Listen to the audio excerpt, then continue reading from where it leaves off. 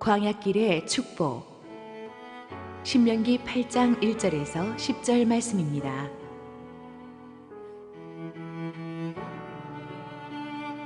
내가 오늘 명하는 모든 명령을 너희는 지켜 행하라. 그리하면 너희가 살고 번성하고 여호와께서 너희의 조상들에게 맹세하신 땅에 들어가서 그것을 차지하리라. 내 하나님 여호와께서 이 40년 동안에 내게 광야길을 걷게 하신 것을 기억하라. 이는 너를 낮추시며 너를 시험하사 내 마음이 어떠한지 그 명령을 지키는지 지키지 않는지 알려 하심이라. 너를 낮추시며 너를 줄이게 하시며 또 너도 알지 못하며 내 조상들도 알지 못하던 만나를 내게 먹이신 것은 사람이 떡으로만 사는 것이 아니요 여호와의 입에서 나오는 모든 말씀으로 사는 줄을 내가 알게 하려 하심이니라. 이 40년 동안에 내 의복이 헤어지지 아니하였고 내 발이 부르트지 아니하였느니라. 너는 사람이 그 아들을 징계함 같이 내 하나님 여호와께서 너를 징계하시는 줄 마음에 생각하고 내 하나님 여호와의 명령을 지켜 그의 길을 따라가며 그를 경외할지니라. 내 하나님 여호와께서 너를 아름다운 땅에 이르게 하시나니 그곳은 골짜기든지 산지든지 시내와 분천과 샘이 흐르고 밀고와 보리의 소산지요 포도와 무화과와 석류와 감람나무와 꿀의 소산지라. 내가 먹을 것에 모자람이 없고 내게 아무 부족함이 없는 땅이며 그 땅의 돌은 철이요 산에서는 동을 캘 것이라. 내가 먹어서 배부르고 내 하나님 여호와께서 옥토를 내게 주셨으므로 말미암아 그를 찬송하리라. 할렐루야. 우리 하나님께 감사와 영광의 박수를 올려드리겠습니다. 우리 함께 기도하시고 말씀 보겠습니다. 사랑하는 아버지, 은혜를 감사합니다. 하나님께서 오늘도 우리를 위해서 부어주실 은혜의 말씀을 기대합니다. 부족하기 짝이 없는 종은 온전히 주님의 뒤에 감추시고 오직 주의 영광만을 드러내시옵소서. 예수님 이름으로 기도했습니다. 아멘. 몇 년 전에 1000만 관객 동원 블록버스터 한국 영화 중에 국제시장이라는 영화가 있었죠. 한국에서도 인기가 많았지만 특히 해외 동포들에게 특별한 감동이 있었습니다.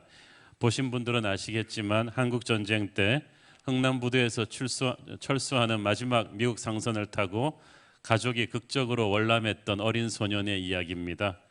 전후 폐허가 된 그 부산의 국제시장에서 자라난 그는 장남으로서 가족의 생계를 책임지고 몸이 부서져라 일을 합니다. 파독 광부로서 고생하고 또 월남에 가서 목숨 걸고 장사하다가 또 80년대 이산가족 상봉을 통해서 한국 전쟁 때 헤어졌던 동생과도 또 다시 만나는 아주 우리가 한강의 기적을 이뤄내 눈물 나는 시대의 이야기였죠. 그 국제시장 영화가 히트를 치고 나서 그 다음에 아마 나온 게 아마 TVN 드라마 응답하라 1988입니다. 국제시장 바로 그 다음 세대의 이야기죠. 여기는 이제 80년대 후반 우리나라가 막 보릿고개를 이제 탈출하던 그때에 서울의 아주 조금 외곽 지역 쌍문동에서 이 티격태격하는 이 이웃들의 이야기인데 이것도 굉장히 큰 히트를 쳤습니다. 이 두 작품의 이 선풍적인 인기의 비결에 대해서 모든 전문가들이 하는 말은 똑같습니다. 우리가 이렇게 풍족한 시대에 살고 있지만 이 시대에 느끼지 못하는 그 시대의 그 고통 속에서 주는 특별한 영적인 의미가 있었다. 그래서 그 의미를 모르는 다음 세대들도 한 번쯤은 짚고 넘어갈 레슨이 그 과거의 작품들에 있는 것이다라는 겁니다. 오늘의 본문도 바로 그런 맥락에서 좀 바라보면은 훨씬 이해가 수월할 것입니다. 지난주로 우리는 민수기 설교를 끝냈습니다. 지금 이스라엘 백성들은 이제 요단강만 건너면 약속의 땅으로 진입할 수 있는 지점에 진을 치고 있습니다. 신명기는 민수기가 끝나는 데서 시작해서 또 같은 장소에서 끝이 나요. 신명기는 이 율법의 반복, 율법들을 해석하는 것을 의미합니다. 말하자면 모세가 이 율법의 의미를 광야 생활을 다시 한번 리뷰하면서 이스라엘 사람들에게 설교해 주는 내용이 신명기입니다. 그런데 이 율법은 시내산에서 이스라엘 백성들에게 처음으로 주어졌는데 처음 율법의 말씀을 받은 출애굽 1세대는 불신과 불순종으로 광야 40년 동안 다 죽습니다. 그리고 40년이 흐른 뒤에 광야에서 태어난 출애굽 2세대가 어른들이 되어서 이제 약속의 땅 진입을 눈앞에 두고 있죠. 이 시점에 모세가 죽기 전에 이 출애굽 2세대에게 약속의 땅으로 들어갈 이 세대에게 마지막 유언처럼 던져준 설교가 바로 신명기입니다. 오늘의 본문은 신명기 모든 본문을 압축한 것 같은 핵심 내용을 담고 있어요. 본문에서 모세는 이스라엘 백성들로 하여금 40년 광야 생활을 다시 돌아보게 합니다. 우리가 말하면 이 국제시장 세대, 응답하라 1988 세대를 다시 돌아보게 하는 거예요. 사실 가난하고 힘든 그 광야 생활을 이제는 다시는 돌아보기 싫은데 이제 약속의 땅으로 가는 미래 얘기만 했으면 좋겠는데 왜 힘들었던 광야 이야기를 또 하나? 그것은 중국의 역사가 사마천이 말한 대로 과거를 제대로 아는 자만이 미래의 주인이 되기 때문입니다. 분명한 역사 의식이 있어야 우리는 제대로 된 미래를 만들어갈 수가 있습니다. 광야 40년이라는 고통스러운 과거를 믿음의 눈으로 제대로 해석하게 하는 것이 신명기의 포인트입니다.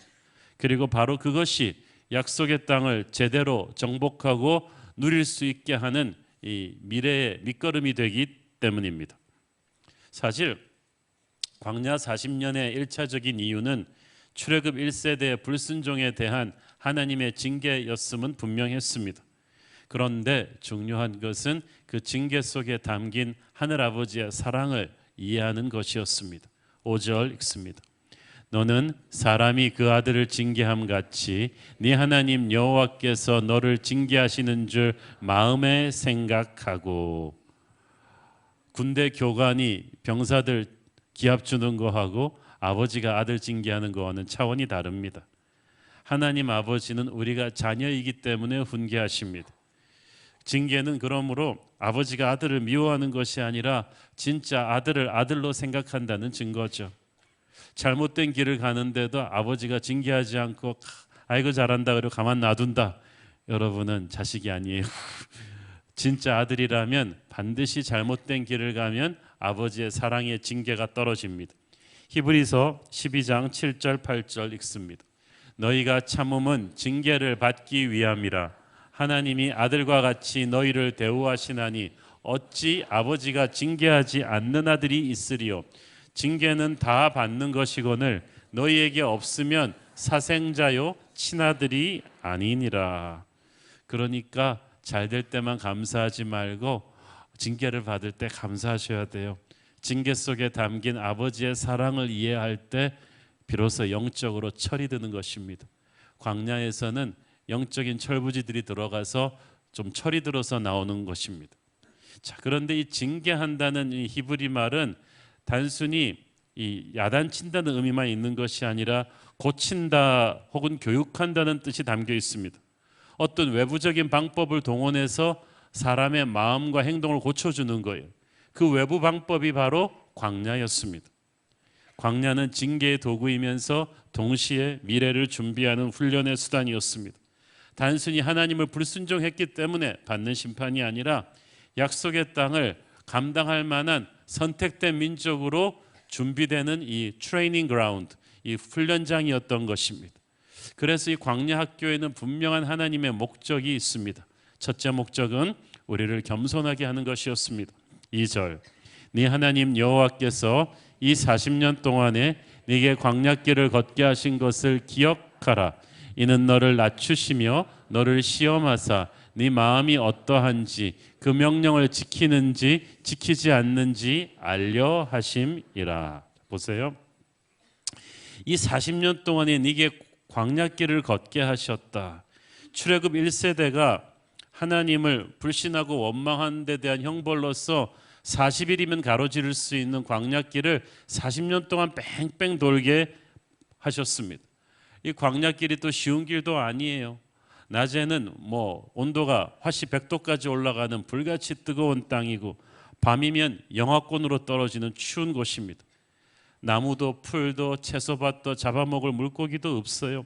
대신 독뱀과 전갈들이 우글우글한 곳입니다. 한마디로 말없이 한없이 외롭고 배고프고 지치고 그리고 위험한 곳이 바로 광야입니다. 이 환경이 우리에게 주는 영향력이 엄청나거든요. 아무리 잘난 사람도 그래서 광야에 들어가면은 겸손해지게 돼 있습니다. 광야의 첫 번째 목적은 그래서 너를 낮추시는 것이라고 했어요. To humble you. 자, 여기서 조금 물음표가 오죠. 이스라엘은 400년 동안 애굽에서 노예 생활했어요. 노예가 무슨 교만할 게 있었겠어요. 아주 자존감이 땅에 떨어진 사람들인데 그 이스라엘이 또 겸손해야 될 필요가 있었는가? 그런데 겉모습만으로 보아서는 알 수 없는 교만이 그들 안에 있었던 것입니다. 여러분, 교만과 열등감은 동전의 양면과도 같아요. 내가 남보다 잘났다는 생각은 내가 남보다 못하지 않나 하는 두려움에서 오기 때문입니다. 미국에 이민 가서 우리 교포들이 백인들의 인종차별 때문에 고생을 많이 합니다. 그 사실입니다. 그런데 또 희한한 게 백인들의 인종차별을 막 컴플레인하던 분들이 돌아서서는 흑인 멕시칸 분들은 또 한없이 인종차별을 해요. 제가 미국서 살 때 한국 교포들이 흑인 멕시칸 분들을 정상적인 단어로 부르는 걸 못 봤어요. 연탄, 깜시, 맥작 얼마나 막 무시하는지 몰라요. 참 희한하죠. 인류대학 출신의 교만을 욕하는 이류대학 출신이 또 삼류대학 앞에 가면은 그냥 얼마나 또 교만을 떠는지 몰라요. 교만과 열등감은 동전의 양면이다. 우리 안에 그 두 개가 왔다 갔다 한다. 상황에 따라서. 전직 노예 출신이었던 이스라엘의 열등감도 상황에 따라서는 순식간에 교만으로 바꿀 수 있었습니다. 사실 출애굽 1세대의 광야를 자초한 이 불순종도 바로 이 열등감에서 비롯된 교만 때문이었어요. 세계 최강대국 애굽에서 노예 생활하면서 기가 많이 죽었지만 모세를 통해서 하나님께서 애굽에 열 재앙을 내리시고 홍해를 가르시면서 애굽의 전체들을 전멸시켰어요. 자존감이 확 높아졌어요. 그래가지고 이제 모세를 따라서 1년 만에 광야를 가로질러서 이제 시내산 거쳐서 가데스 바네아까지 왔어요. 이제 약속의 땅으로 들어가기만 하면 되었죠. 완전히 업돼 있었어요. 문제는 하나님이 그들을 통해서 그들을 위해서 이루신 모든 일들을 그들은 마치 자기들이 이룬 양 조금 착각하고 있었다는 거예요. 그런데 가나안 땅에 정탐하고 돌아온 정탐꾼들의 이야기를 들으면서 상황이 달라졌어요. 가나안 땅은 좋은 땅이긴 한데 거기에 있는 아낙 족속은 거인 족속이고 우린 거기에 비하면 메뚜기와도 같습니다. 그 한마디로 그들의 간이 오그라들어 버렸어요. 교만한 자의 특징은 그거예요. 자기보다 약한 사람들 앞에서는 한없이 오만하고 무례하고 방자하지만 자기보다 조금만 센 상대 앞에 서면 한없이 비열해집니다. 아마 가나안 땅에 사는 민족이 아주 자기들보다 연약한 민족이었다면 하나님께 기도도 하지 않고 아주 오만방자하게 막 짓밟아 버렸을 거예요. 그러나 가나안 땅의 민족이 자기들보다 훨씬 센 아낙 자손이라는 걸 알고 난 뒤에는 금방 움츠러들었습니다. 겁나서 약속의 땅에 못 들어가겠다는 거예요. 그러니까 이 출애굽 1세대 이 불순종의 원인은 열등감에 탈을 쓴 교만이었어요. 내 힘으로 다 해냈다는 교만은 내 힘으로 어쩔 수 없는 장벽 앞에 서면 순식간에 한없는 비겁함으로 변하죠.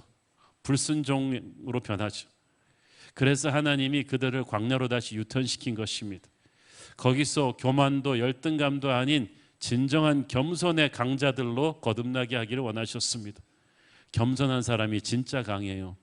교만한 사람은 자기보다 강한 상대 앞에서 도망가지만 겸손한 자는 자기 힘이 아닌 하나님의 힘만을 의지하기 때문에 강한 자 앞에서도 비굴하지 않아요. 강하고 담대할 수 있는 것은 그들이 광야에서 교만이 깨어지고 겸손의 사람으로 거듭났기 때문입니다. 둘째, 하나님의 광야학교의 목적은 마음으로부터의 순종을 시험하기 위해서였습니다. 2절에 보니까 너를 시험하사 to test you라 그랬는데 이 히브리 말로 이 시험한다는 뜻이 분명치 않은 사실을 실제적으로 증명해낸다는 뜻입니다. 뭐가 있는 것 같은데 확실하지 않은 것을 실전에서 검증한다는 뜻이에요. 자동차 회사에서 이렇게 차를 만든 다음에 팔기 전에 반드시 테스트 하잖아요. 주행 드라이빙 테스트를 하고 여러 가지 안전 테스트를 해서 괜찮은지 모든 테스트를 거쳐서 오케이 사인이 나야 시장에 내놓습니다. 훈련소에서는 괜찮은 병사 같지만 제대로 할 수 있을지 실전 테스트를 반드시 거치는 것처럼 하나님께서 광야라는 터프한 실전 시험장에서 이스라엘의 믿음을 검증해 보십니다. 여기서 시험의 목적이 있어요. 그 시험의 목적은 출제자의 가치관을 말합니다. 어떤 시험은 안전도를 체크합니다. 어떤 시험은 얼마나 엔진 파워가 센가를 체크합니다. 어떤 시험은 얼마나 오래 버티는가 이 내구성을 또 체크하는 게 있습니다. 그 시험의 목표가 그 회사가 가장 소중하게 생각하는 거예요. 그런데 하나님의 시험의 목표는 뭐예요? 네 마음이 어떠한지, 그 명령을 지키는지 지키지 않는지 알려 하심이라. 하나님의 시험의 목표는 딱 하나, 얼마나 순종하는 사람인가. 이 사람이 얼마나 똑똑한가, 돈이 많은가, 재능이 많은가, 인맥이 좋은가, 그것 하나님한테 그게 관심이 아니라 이 사람이 모든 상황 속에서 자기의 생각이 앞서는 사람인가, 아니면 기도하고 말씀대로 순종하는 사람인가, 이걸 보겠다는 거예요.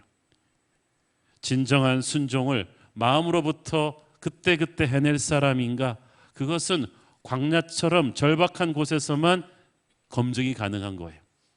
오스왈드 챔버스의 묵상집 주님은 나의 최고봉에 이런 글이 있죠. 하나님은 우리에게 비전을 주시고 우리를 골짜기로 데리고 가셔서 그 비전에 맞게 빚기 시작하십니다.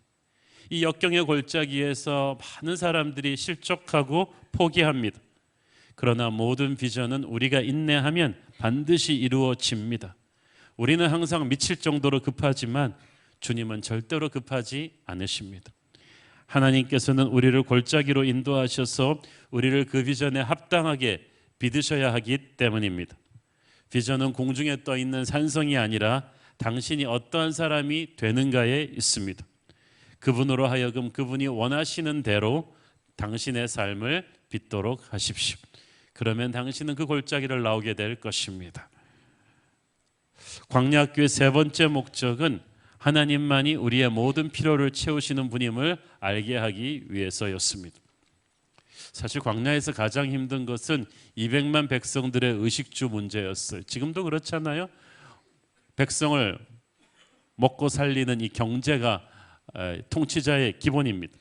그런데 아무리 많은 식량을 싸갖고 간들 인간적인 방법으로 40년 동안 그 많은 사람들을 먹여 살리는 것은 불가능했습니다. 음식과 물이 있다고 해도 그것을 항상 40년 동안 신선하게 보관하고 수송하는 것은 요즘 기술로도 힘든 일입니다. 그런데 하나님의 능력과 지혜는 인간의 상식을 뛰어넘는다는 것을 입증한 것이 바로 만나였습니다. 3절 읽습니다. 너를 낮추시며 너를 줄이게 하시며 또 너도 알지 못하며 네 조상들도 알지 못하던 만나를 네게 먹이신 것은 사람이 떡으로만 사는 것이 아니요 여호와 입에서 나오는 모든 말씀으로 사는 줄을 네가 알게 하려 하심이니라. 이집트에서 갖고 나온 모든 양식이 떨어졌을 때부터 만나가 내렸어. 여러분의 것이 모두 떨어질 때부터 하늘의 양식이 내리는데 여기서 중요한 것은 만나를 너도 알지 못하면 네 조상들도 알지 못하던 음식이다라는 거예요. 이 만나를 사람들이 처음 봤을 때 하늘에서 내려온 그 흰 떡가루 과자 같은 건데 이게 뭔지 몰라갖고 이거 뭐냐? What is it? 이게 만나의 뜻이에요. 이게 뭐냐? 히브리어로 그게 만나예요. 40년 동안 이게 뭐지? 그러면서 먹었어. 이게 과자 같단 말이에요. 새우깡 같기도 하고 무슨 크래커 같기도 한데 그런데 그게 주식이에요. 기가 찼을 거예요. 처음에는. 아니 이것만 먹어도 애굽에서 잘 먹다가 이것만 먹어도 우리가 산단 말이야. 그런데 살았어요. 그 아무것도 아닌 과자가 40년 동안 그들이 먹어도 쓰러지지 않을 정도의 모든 인간이 필요한 탄수화물과 단백질과 비타민이 다 농축된 최고의 영양가 있는 음식이었다는 거예요. 그 많은 사람한테 떨어지지도 않고 딱딱 제때에 최고의 신선한 하늘의 냉장고에서 보관했다가 정확하게 내려줘. 어떻게 그 많은 음식을 보관하고 프레시하게 퀄리티를 유지하면서 그 물량을 공급했는지 지금도 분석이 안 돼요.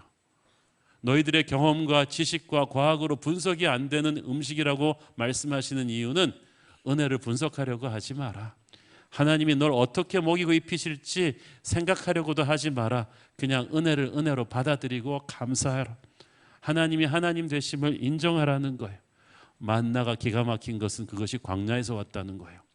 인간의 힘으로 뭘 구할 수 있는 것이 아니에요. 최악의 불경기 속에서 내린 하늘의 생명줄이에요.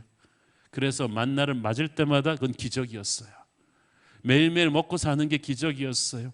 광야에서 이 만나는 하늘의 자녀들에게만 주는 하나님의 선물이에요. 광야에 딴 사람도 많아요. 그러나 이스라엘에게만 내린 것이 만나였습니다. 하나님의 백성들은요, 어떤 광야의 시대를 지나도 우리를 먹이시는 하나님의 만나가 있음을 믿으시기를 바랍니다. 인생의 광야를 지나면서 하나님의 만나를 경험해 본 분들 많으실 거예요. 감사의 눈물 없이는 결코 그 식탁에 앉아서 밥 먹을 수가 없었습니다. 내가 잘 나갈 때는 당연시했던 음식이 이 광야에서 줄이고 배고플 때는 정말 감사하죠. 우리는 광야 속에 살지만 하나님이 주시는 은혜의 만나로 인해서 굶주리지도 않는 하나님의 자녀들임을 믿습니다. 하나님의 자녀를 돌보시는 하나님의 또 하나의 은혜가 있었는데 4절 보세요. 이 40년 동안에 네 의복이 헤어지지 아니하였고 네 발이 부르트지 아니하였느니라. 자, 음식 먹지 않게 중요한 게 옷과 신발이었어요. 광야가 낮에는 불같이 뜨겁고 밤에는 몹시 춥기 때문에 그들이 입는 옷이요, 하와이에서 입는 이 반팔 옷이 아니에요. 우리도 송지순례 가봤지만 팔 끝까지 베두인들이 입는 쫙 가리 입는 이런 옷을 입어야 되는데 이게 또 밤에는 이불을 대신하는 망토같이 됩니다. 그런데 이 의복이 튼튼하지 않으면 낮에는 불에 같은 태양에 데워버릴 것이고 밤에는 얼어 죽을 거예요. 그뿐입니까? 이 신발이 또 중요해요. 불같이 달아오르는 이 마이크로웨이브 오븐같이 달아오르는 이 모래바닥을 40년을 밟고 다녀야 되는데 희한하게 신발이 닳지 않았다는 거예요. 40년 동안. 어느 신발이, 페라가모가 그래요? 어느 신발이 그런 신발이 있어. 지금도. 그리고 40년 동안 의복이 헤어지지 않았어. 어떤 고텍스가 그렇게 튼튼합니까? 나사 우주인들이 입는 옷도 그렇게 튼튼하지 않아요. 이것은 우리가 하늘나라 가서야 알게 될 최고의 옷과 신발을 하나님이 예비해 주신 거예요.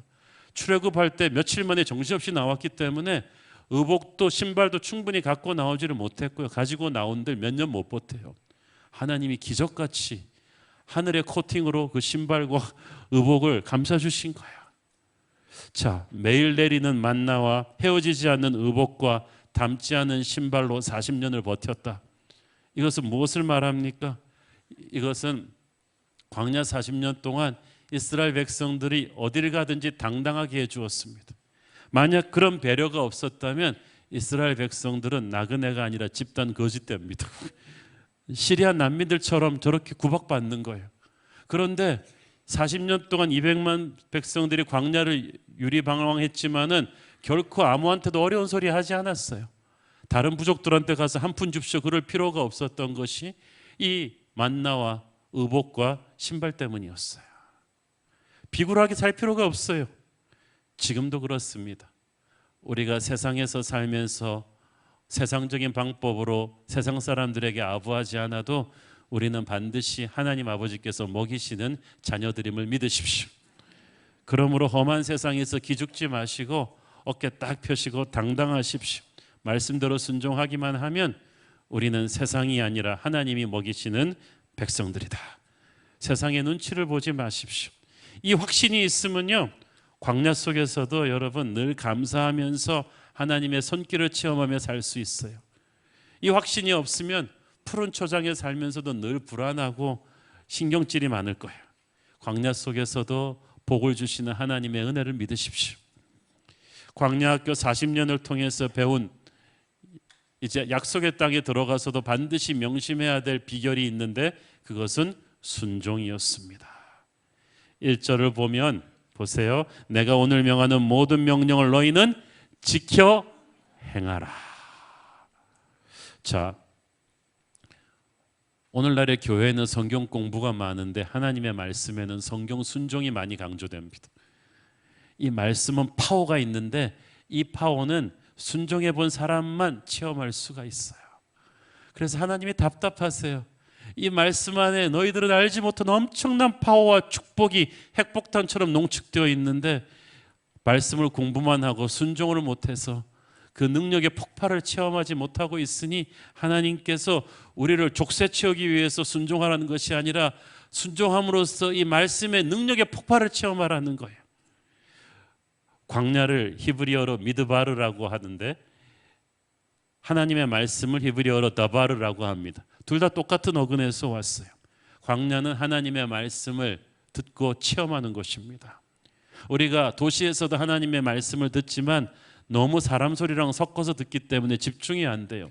광야는 사람의 소리가 죽었기 때문에 하나님의 말씀만이 깨끗하게 들릴 수가 있어요. 거기서 말씀을 듣고 듣는 그대로 순종하면서 능력을 체험하는 연습을 하는 것이 바로 광야예요. 그래서 만나도요, 실은 음식이 아니라 하나님의 말씀을 상징하는 것이었어요. 3절 보세요. 사람이 떡으로만 사는 것이 아니요 여호와의 입에서 나오는 모든 말씀으로 사는 줄을 네가 알게 하려 하심이니라. 이걸 네가 왜 모르느냐는 거예요. 눈에 보이는 만나는 영의 양식, 하나님의 말씀을 상징하는 거예요. 예수님은 말씀이 성육신 되신 분이에요. 그러므로 예수님이 말씀을 주실 때 자기 자신을 주시는 거예요. 오늘 여러분이 하나님의 말씀을 들을 때 예수님이 오시는 거예요. 그 말씀을 여러분이 아멘으로 받아들이며 가슴속으로 드릴 때 예수님이 임재하시는 거예요. 예수님이 여러분 안에서 역사하시기 시작하는 거예요. 우리가 날마다 주님과 교제하면서 하늘의 양식인 이 만나의 말씀을 먹을 때 우리의 믿음이 강해지고 더 깊어져요. 점점 영적인 내공이 강해지는 것은 말씀을 통해서 하나님의 은혜와 능력이 우리 안에 축적되기 때문입니다. 이 말씀을 들어오면은요, 즉각 현재 진행형으로 순종해야만 됩니다. 이 신명기에 자주 나오는 말씀이 있는데 그것은 오늘이라는 단어입니다. 내가 오늘 네게 주는 말을 만약에 네가 오늘 순종하면, 이 말이 계속해서 나와요. 우리는 하나님께서 오늘의 순종을 중시하신다는 것을 알아야 해요.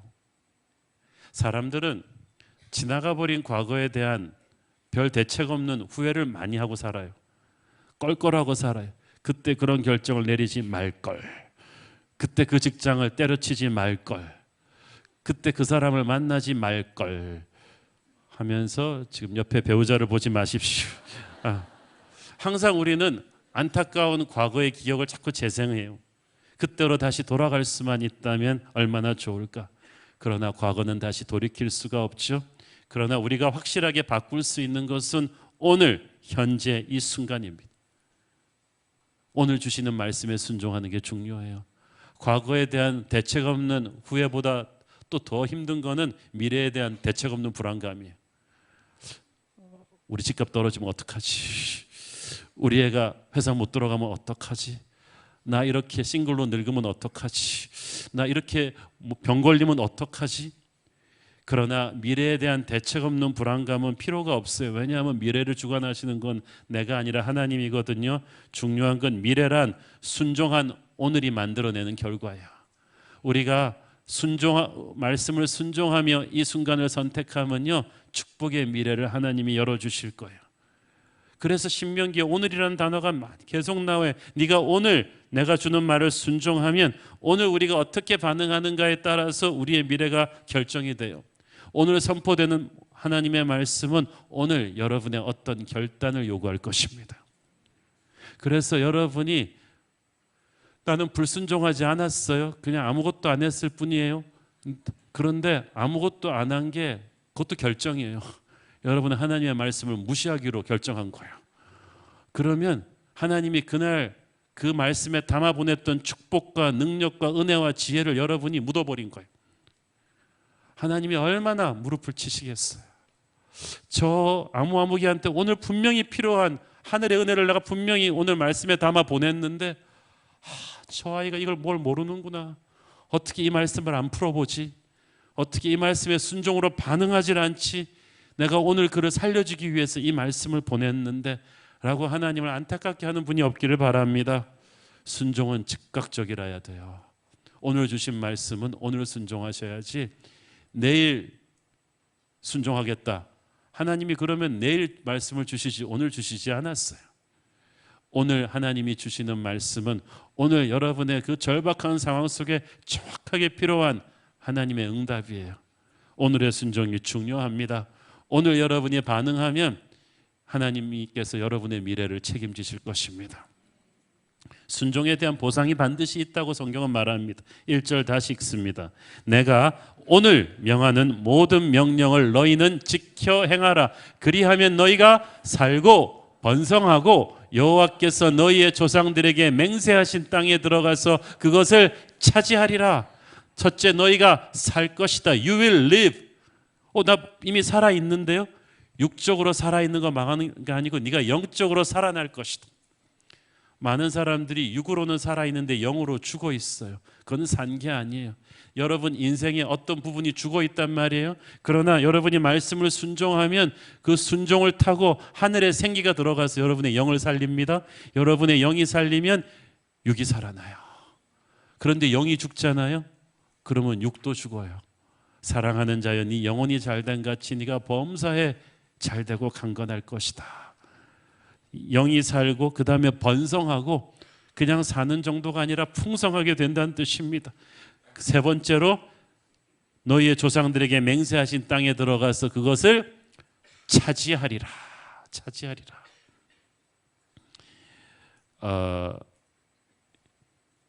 이 땅이 어떤 땅입니까? 7절에 보면 네 하나님 여호와께서 너를 아름다운 땅에 이르게 하시나니. 여기서 아름다운 땅이 영어 성경에 보니까 good land라고 되어 있죠.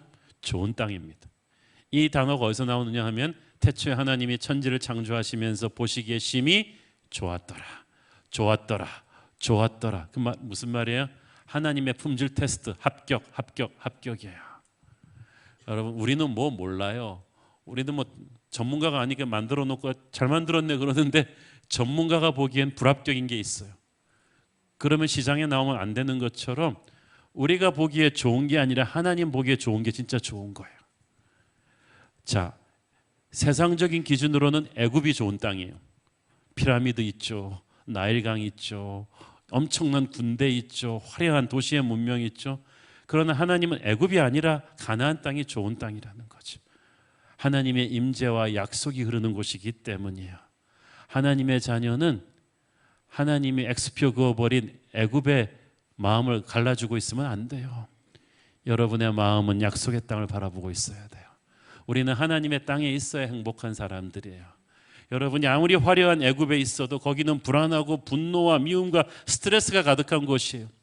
진짜 평안과 안식과 기쁨과 생기는 하나님의 자녀가 하나님의 땅에 있을 때예요. 약속의 땅을 사랑하세요.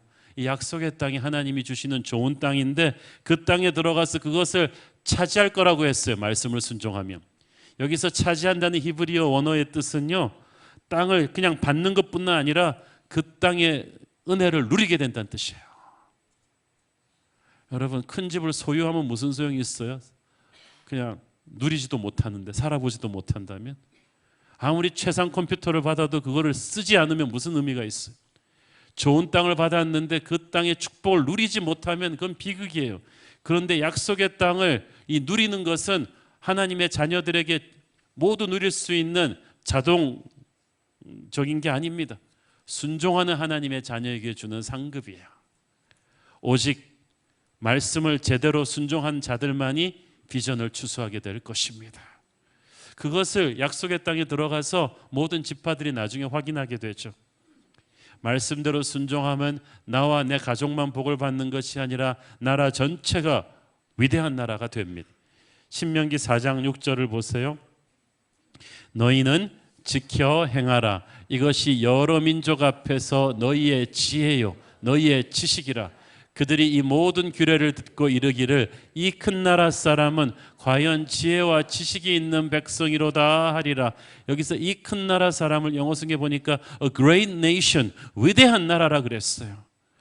그 당시 있던 여러 민족들처럼 그냥 힘으로 땅을 뺏고 들어오는 사람들이 아니라 그 땅에서 사는 이스라엘 백성들이 하나님의 말씀을 듣고 실천하는 것을 보고 주변 백성들이 영적으로 감동을 받았다는 거예요. 이 사람들 단순히 힘만 센 나라가 아니네. 생각과 말과 행동 속에 이 땅의 민족과는 비교할 수가 없는 탁월함이 있네. 저 사랑과 위엄과 권위는, 저 감동은 어디서 나올까? 우리도 좀 배우고 싶다.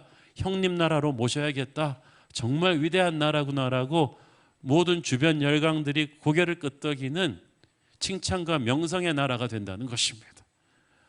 여러분도 그런 축복을 원하지 않습니까? 말씀을 순종하면 그렇게 될 것입니다.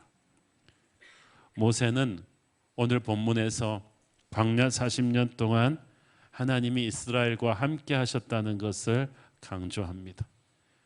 물론 그들의 잘못으로 징계로 받는 광야길이었지만 하나님은 그들과 동행하셨어요. 이것이 중요합니다. 여러분의 잘못으로 광야길로 들어서신 분들 꼭 명심하세요. 그래도 하나님이 여러분 옆에 있습니다.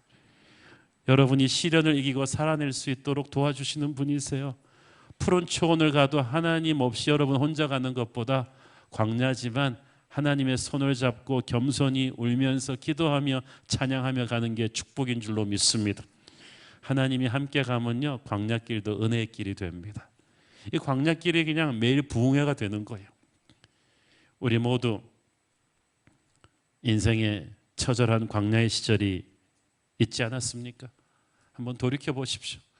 모르면 몰라도 그 광야 가운데도 하나님이 주시는 은혜의 샘물이 있었을 것입니다. 그래서 우리 다 안 죽고 여기까지 살았어요. 광야에서 만난 보배로운 사람들이 있었죠. 여러분은 모르면 모르되 광야에서 인간에게 많이 실망하셨을 것입니다. 믿었던 사람에게 배신당하고 여러분이 가장 필요할 때 그들이 여러분을 떠나는 경험을 하면서 사람에 대해서 모든 자신감을 잃어버릴 때가 있었을 것입니다. 그렇지만 또 뜻하지 않았던 보배로운 사람들, 여러분을 축복해주고 기도하고 도와준 사람들이 또 있었을 것입니다. 광야로 인해서 우리가 사람 보는 눈이 바뀌었죠. 마음이 깎여졌고 단단해졌습니다. 성숙해졌고 부드러워졌고 사람이 거품이 빠졌어요. 눈에서 도끼가 빠지고 목소리에서 사나움이 사라지고 하나님이 쓰시기에 합당한 그릇으로 빚어졌어요. 광야는 고통스러웠지만 그래도 정말 내게 많은 것을 가르쳐 준 것입니다. 그로 인해서 우리는 더 깊은 믿음의 사람이 되지 않았습니까? 그로 인해서 새로운 교회도 나오고 특세도 나오고 이렇게 은혜의 눈물이 가득한 백성들이 되었습니다. 출애굽 1세대에 불순종으로 들어간 광야지만 이것이 심판만을 뜻하는 것은 아니었습니다. 처음부터 잘해서 광야로 안 들어갔었으면 좋았겠지만 그래도 이 시간을 통해 하나님이 내게 너무나 많은 것을 가르쳐 주셨습니다. 광야를 지나면서 불평과 원망과 분노로 가득 차던 내 옛사람이 죽어 없어졌습니다. 옛날에 그렇게 툭하면 화를 내는 욱하던 성질과 신경질과 그런 것들이 불안감과 두려움이 서서히 썰물처럼 빠지기 시작하고 하나님의 은혜와 감사와 기도가 밀물처럼 나를 채우기 시작합니다. 이 시간은 진심으로 하나님을 사랑하는 법을 배우는 연단의 세월이요, 말씀이 살아서 내 삶 속에서 축복으로 폭발하는 것을 체험하는 은혜의 시간이었습니다. 훗날 이스라엘이 약속의 땅에 들어가서 여호수아의 지휘 아래 연전연승할 수 있었던 것은 바로 이 광야에서 연단된 믿음이 있었기 때문일 것입니다.